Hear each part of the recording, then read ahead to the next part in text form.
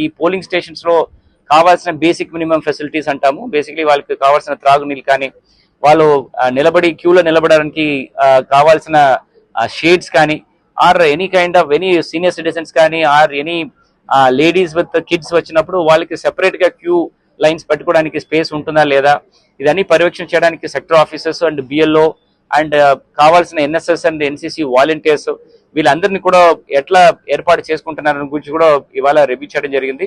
ఇప్పుడు నెక్స్ట్ ఒక vulnerable villages కూడా వెళ్ళడం జరుగుతుంది. నేను ఎస్పీ గారు కలిసి అక్కడ ఉన్న ప్రజలతో మాట్లాడుకొని అక్కడ కాన్ఫిడెన్స్ బిల్డింగ్ మెషర్స్ కూడా చేయడం జరుగుతుంది.